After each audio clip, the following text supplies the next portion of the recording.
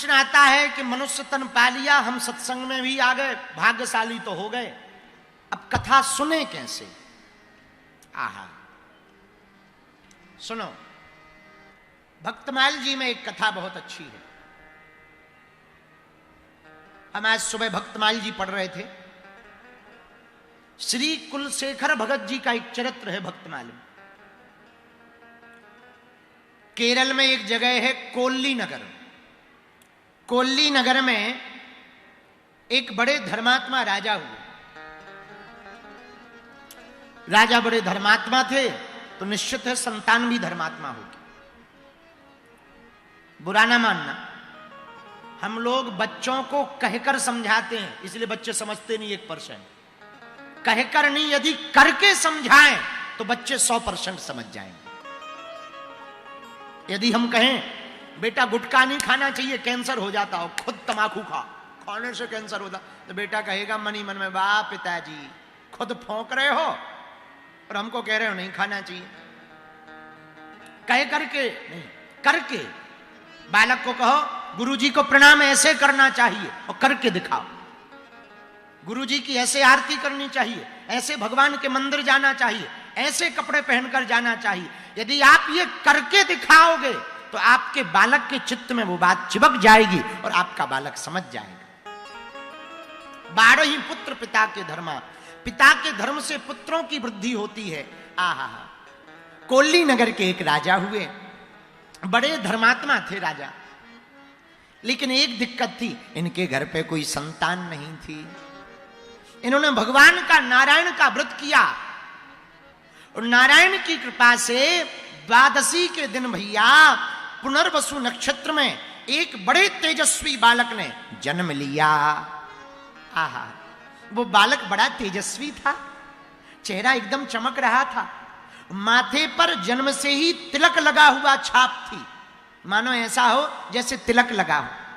उस बालक को देखकर ना राजा बहुत प्रसन्न भये भैया। कुछ दिन बीते, वो बालक बड़ा हुआ, राजा का तो शरीर पूरा हो गया, लेकिन वही बालक राजा जब बना तो बड़ा धर्मात्मा बना। नित्य भगवान का भजन करें, नित्य भगवान का पूजन करें, सालग्राम जी का भजन करें, उनको बढ़िया स्नान करवावें, संतों को बुलाकर कीर्तन करें और प्रजा को भी बड़ा प्रसन्न रखें। जब राजा धर्मात्मा होता ना तो प्रजा भी धर्मात्मा हो जाती है, और राजा यदि धर्मात्मा ना हो तो प्रजा के अंदर भी वही विचार आते, भजन भजन करे कोई फायदा नहीं। राजा बड़ा धर्मात्मा था, मुखिया को धर्मात्मा ही होना चाहिए। हाँ, मुखिया धर्मात्मा होगा तो परिवार धर्मात्मा होगा, राजा धर्मात्मा होगा तो प्रजा धर्मात्मा होगी, पिता धर्मात्मा होगा तो संतति भी धर्मात्मा होगी। भले ही कई बार संगत में संतति बिगड़ जाए पर उसके मूल में, बीज में तो धर्म होगा।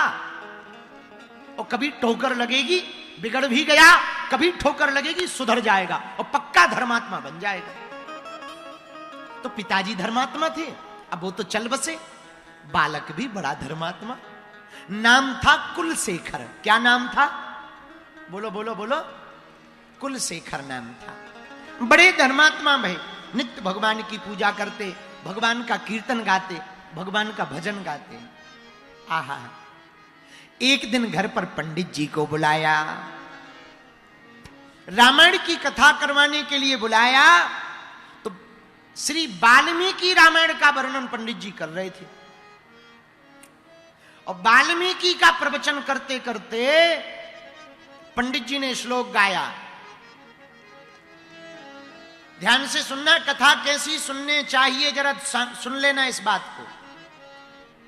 राजा को पंडित जी ने कहा, 14 सहस्राणि रक्षसाम भीम कर्मणाम एकस्य राम धर्मात्मा कथम युद्धो भविष्यति। पंडित जी ने राम कथा सुनाते सुनाते कहा, प्रभु श्री राम धर्मात्मा अकेले हैं और राम जी से लड़ने के लिए 14,000 राक्षस आ गए। अब पता नहीं युद्ध का परिणाम क्या होगा, कथा सुना रहे थे। इतना सुनते ही राजा इतने तल्लीन थे कथा में कि वो भूल गए कि हम कथा में बैठे हैं। तुरंत उठकर खड़े हुए और सेनापति को बुलाकर तुरंत दुंदुभी बजा दी कि पूरी सेना को तैयार किया जाए, राम जी अकेले युद्ध करने जा रहे हैं, अपनी तरफ से पूरी सेना युद्ध करने जाएगी। अब राजा की बात सेनापति तो मानेगा, कुछ नहीं बोला बेचारा, उसने सेना तैयार करा ली। लेकिन जैसे ही सेना तैयार हुई तब तक पंडित जी ने माइक से कथा में सुनाया कि भगवान राम ने एक एक करके सभी राक्षसों को मार दिया। और जैसे ही राक्षसों को मार दिया ये सुना, तुरंत सेनापति को बुला के कहा कि सेना को वापस कर दो, राक्षस मर गए। सेनापति मन ही मन सोचने लगे, राजा तो बहुत विचित्र हैं, कथा की बात को भी इतनी गंभीरता से ले लेते हैं। खूब समझाया, महाराज ऐसे राजपाट नहीं चलता है जैसे आप चला रहे हो। तो कुलशेखर जी ने कहा, सुनो चुप रहो, हमारा भाव है, हमारी आस्था है, आपकी आस्था नहीं है तो त्याग पत्र कर दो, छोड़ दो अपनी नौकरी को, सेनापति पद को त्याज्य कर दो। ऐसा सुनते ही सेनापति जी बहुत डर गए। राजा के मन में संतों के प्रति भ्रम बनाने के लिए सेनापति ने एक षड्यंत्र किया, एक कीमती हीरा की चोरी करवा दी और डब्बा में बंद करके एक साधु के यहां पर रख दिया। राजा ने वो कीमती हीरा पूछा, कहां है? सेनापति ने कहा, महाराज मिल नहीं रहा है, लगता है ये जो आप महात्मा बुलाते ना यही चोरी कर ले गए। बहुत ज्यादा बुलाते ना बाबा बाबा, ये बाबा बाबा कोनो काम के थोड़ी है, ज्यादा बाबागिरी के चक्कर में पड़ते हो आप, ज्यादा महात्माओं के चक्कर में पड़ते हो, उसी का परिणाम है। ज्यादा बाबाओं के चक्कर में ना पड़ो। देखो कीमती आज हीरा चोरी हो गया, कल राज्य ही चोरी हो जाएगा। कुलशेखर जी की आस्था देखना, बोले चुप रहो, हमें भरोसा है कोई सच्चा महात्मा होगा वो ऐसा नहीं कर सकता, और कोई कच्चा होगा उसने कर लिया होगा, और हमें भरोसा है ये महात्मा ने नहीं किया होगा। बोले कैसे आपको भरोसा है और आपका ये प्रमाण कैसे हो सकता? राजा ने तुरंत एक काला नाग मंगवाया और एक बर्तन के नीचे ढांक करके रख दिया। बोले जिसको भी संदेह हो कि महात्माओं ने चोरी किया है हीरा, वो हाथ डाले बर्तन के नीचे। यदि सांप नहीं काटेगा तो संदेह सही है, और सांप काटेगा तो संदेह गलत है। अब बताओ सांप के सामने हाथ कौन डाले? राजा बोले सुनो, पहला हाथ हम डाल रहे, हमारा पक्का भरोसा है महात्माओं ने चोरी नहीं की। और उन्होंने जैसे ही हाथ डाला, सर्प ज्यों का त्यों बैठा रहा, राजा को छुआ तक नहीं है। और राजा ने तुरंत हाथ बाहर निकाल कर कहा मंत्रियों से, अब तुम हाथ डालो। सोई मंत्रियों ने कहा कौन मरे बेफिजूली में। हाथ जोड़कर कह दिया, महाराज हमसे भूल हो गई, आप जीत गए, हम हार गए, ये सब हम लोगों ने ही षड्यंत्र किया था। सेनापति ने अपना दंड स्वीकार कर लिया। जैसे ही स्वीकार किया, कुलशेखर जी ने छोड़ दिया। लेकिन कुलशेखर जी ने धर्मात्मा राजा ने अपनी भक्ति को नहीं त्यागा। भैया इतने भगवत भक्त थे कि जहां भी कथा होवे वो डूब जाएं। मानो जब वो कथा में बैठते थे तो कथा उनके हृदय में बैठ जाती।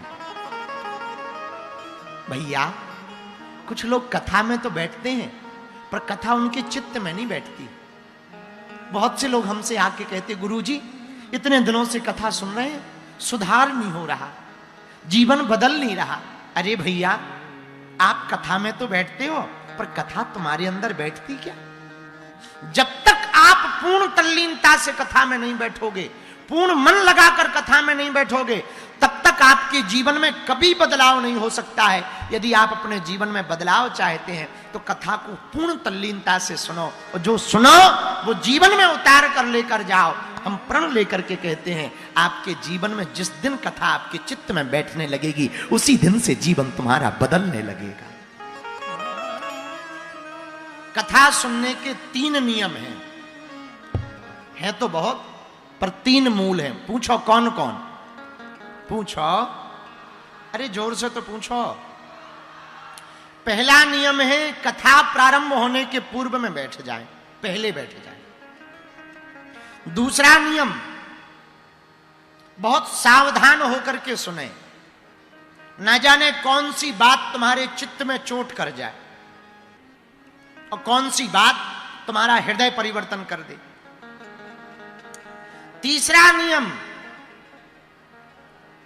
रसिक बनकर कथा में बैठें और जब तक कथा पूरी ना हो जाए तब तक भाव पूर्वक बैठ करके कथा को सुने। रसिक का मतलब, जैसे गाना गाने वाले को गाना गाना प्रिय होता है, जैसे घोड़ा चलाने वाले को घोड़ा चलाना प्रिय होता है, जैसे वासना की बात करने वाले को वासना की बातें प्रिय लगती हैं, जैसे राजनीतिक व्यक्ति को राजनीति की बात प्रिय लगती है, जैसे साधु नीति की बातों को साधुओं को प्रिय लगती है, वैसे ही कथा श्रोता को केवल कथा प्रिय लगनी चाहिए।